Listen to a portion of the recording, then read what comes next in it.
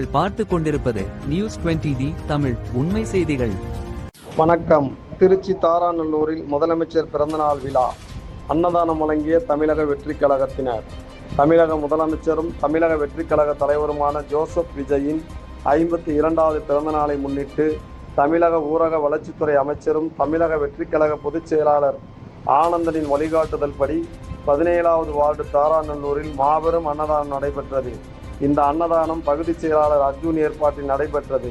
நிகழ்வுக்கு நகர்ப்புற வாழ்விடத்துறை வாரிய தலைவர் கூப்பா கிருஷ்ணன் மற்றும் கூப்பாக்கி சிரஞ்சீவி சிறப்பு அழைப்பாளராக கலந்து கொண்டு பொதுமக்களுக்கு அன்னதானத்தை வழங்கி தொடங்கி வைத்தனர். இந்நிகழ்வில் கிழக்கு மாவட்ட மாநகர பொறுப்பாளர் தர்கா சவுகத் முன்னிலை வகித்தார். இந்நிகழ்வில் பகுதி செயலாளர்கள் கௌதம், சதீஷ், வரகநேரி அரசு மற்றும் பகுதி நிர்வாகிகள் மார்க்கெட் சுபாஷ், ஹரி, அருண்குமார், வினோத் உட்பட ஏராளமான கழக நிர்வாகிகளும் பொதுமக்களும் கலந்து கொண்டனர். இந்த மாபெரும் அன்னதானம் சுமார் 600 பேருக்கு வழங்கப்பட்டது என்பது குறிப்பிட்ட